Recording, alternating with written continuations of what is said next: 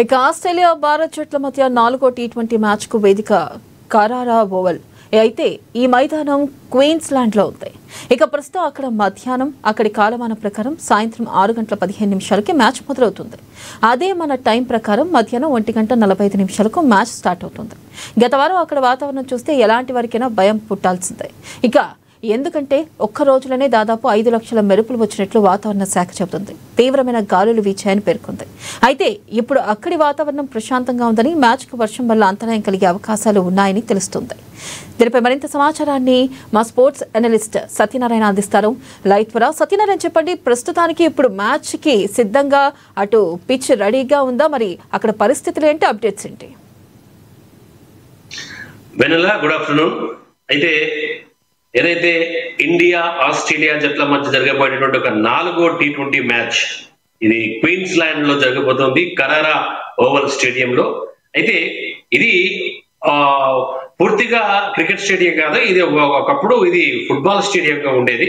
అయితే ఈ మధ్యనే దాన్ని అభివృద్ధి పరిచి క్రికెట్ మ్యాచ్లు అయితే నిర్వహిస్తున్నారు.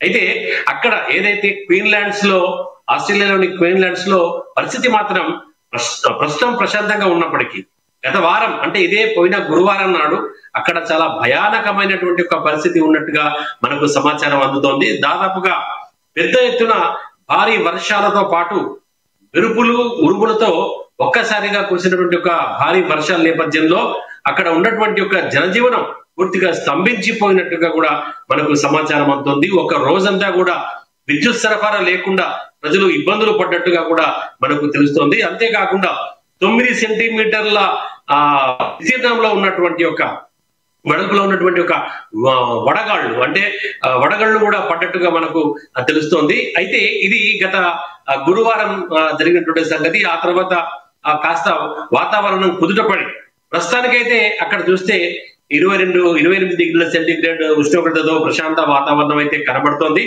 అయితే వాతావరణం ప్రకారంగా చూస్తే మ్యాచ్ కి వరుణుడు పెద్దగా అంతరాయం కలిగించకపోవచ్చు అనేటటువంటి ఒక సమాచారం కూడా అందడం ఇటు ఆస్ట్రేలియా అలాగే ఇండియన్ క్రికెట్ అభిమానుల్లో ఒక పెద్ద ఊరటగా మనం చెప్పుకునే అవకాశం అయితే కనబడుతుంది.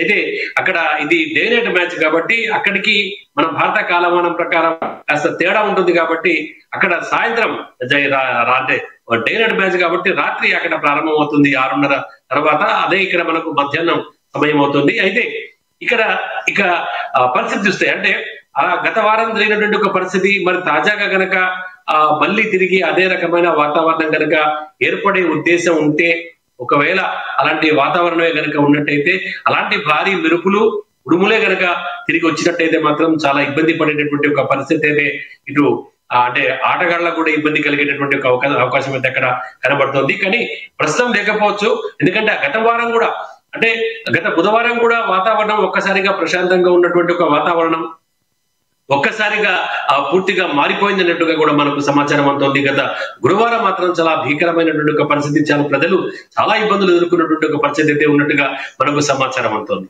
ఇకపోతే మ్యాచ్ పరంగా చూస్తే అంటే ఒకవేళ వాతావరణం అనుకూలంగా ఉండి ప్రశాంతంగా మ్యాచ్ సాగేటటువంటి ఒక అవకాశం ఉన్నట్టయితే అక్కడ పిచ్ అలాగే వెదర్ కండిషన్స్ మనం చూసినట్టయితే పిచ్ మాత్రం ఇక్కడ ఇరువురికి అంటే గతంలో ఇది అభివృద్ధి పరిచినటువంటి ఒక పిచ్ కాబట్టి చాలా గ్రాస్ అనేటటువంటిది అక్కడ పిచ్ పై ఎక్కువగా కనబడుతుంది కాబట్టి పేసర్లకు అనుకూలించేటటువంటి ఒక అవకాశం ఎక్కువగా కనబడుతోంది. దాంతో పాటు బంతి కాస్త పాతపడ్డ కొద్ది అంటే ఇన్నింగ్స్ కొనసాగిన కొద్ది బ్యాటింగ్ కూడా అనుకూలించేటటువంటి ఒక అవకాశం అయితే కనబడుతుంది. ఓవరాల్ గా చూస్తే అక్కడ 150 నుంచి 160, 170 మధ్య పరుగులు సాధించేటటువంటి ఒక అవకాశం అయితే కనబడుతోంది.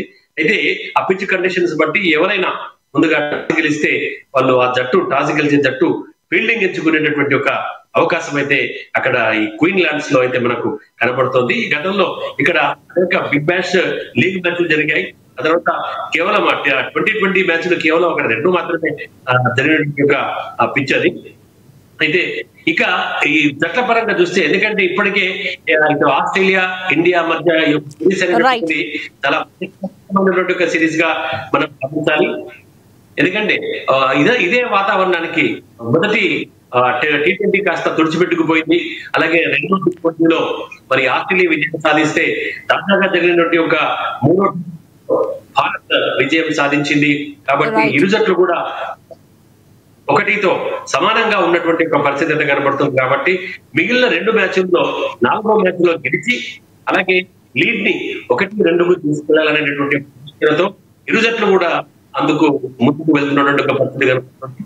అయితే ఇట్లా 2 జట్లు కూడా ఎందుకంటే ఇటు ఏదైతే క్రీడా విశ్లేషకుల అంచనాల ప్రకారం అభిప్రాయాల ప్రకారం వారి యొక్క గైడ్లైన్స్ ప్రకారం చూస్తే 2 జట్లకు కూడా విజయావకాశాలు సమానంగా కనబడుతున్నాయి. 50-50 ఇటు ఆస్ట్రేలియా రైట్. భారత్ 2 జట్లు గెలిచేటటువంటి అవకాశం కనబడుతుంది. Right Satyanarayana, thank you.